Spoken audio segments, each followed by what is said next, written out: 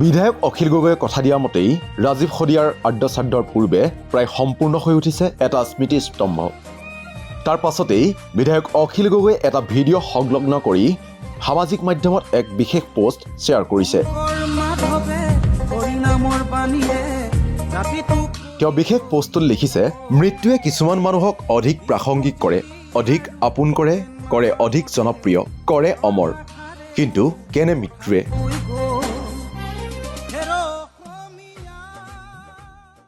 যাৰ জীৱন জনগণৰ প্ৰতি সমৰ্পিত, যি মানুহৰ বাবে কাম কৰে, বিশেষকৈ তেওঁ যদি শিল্পী হয়। মোৰ ভাই জনতাৰ শিল্পী ৰাজীৱ শদিয়া তেনে এজন মহান ব্যক্তি, যি মৃত্যুৰ পাছত উজলি উঠিছে জীয়াই থকাতকৈও বেছি। কাৰণ তেওঁ যি গাইছিল সেয়া আছিল দেশ, জাতি আৰু জনগণৰ বন্দনা।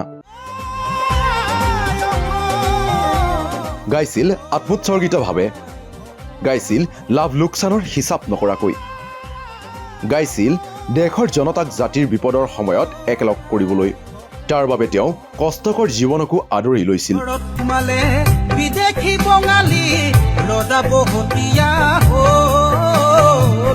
অধিকাৰ স্বাভিমান ভাষা মোৰ অভিমান বনিয়াৰ হাতলৈ সচৰাচৰ অহংকাৰী মদগৰ্বী ময়েই সকলো কৰিছো বুলি ভবা শিল্পীৰ দৰে তেওঁ নাছিল। আজি সেইবাবেই জনতাৰ শিল্পীজনক দিছে বিশেষ মৰ্যাদা, দিছে আত্মিক মৰম আৰু শ্ৰদ্ধা।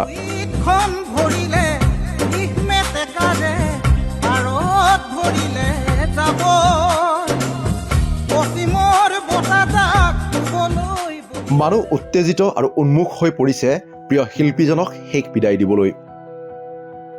9 ফেব্ৰুৱাৰী 2025ৰ বাবে সকলো সাজু হৈছে। এক বিৰল দৃশ্য। পাল পাতি পাতি ৰাইজে কাম কৰিছে। মহিলাসকলে চাউল বাচিছে অথবা তামোল গুচাইছে, পাণ জাপিছে। পুৰুষসকলে খৰি কাঠ কাটিছে অথবা ৰভা সাজিছে।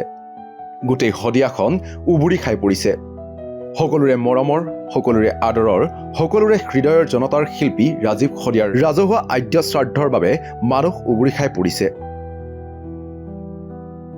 মই 9 ফেব্ৰুৱাৰীত জনতাৰ শিল্পী ভাই ৰাজীৱ শদিয়াৰ ৰাজহুৱা আদ্যশ্ৰাদ্ধত উপস্থিত থাকিম। আৰু আপুনি? এইদৰেই ৰাইজৰ দলৰ সভাপতি অখিল গগৈয়ে সামাজিক মাধ্যমত পুনৰবাৰ স্মৰণ কৰিছে গণশিল্পী ৰাজীৱ শদিয়াক। তুমি ৰজাই হোৱা বা মন্ত্ৰী হোৱা, আমাৰ প্ৰয়োজন নাই, আমাৰ প্ৰয়োজন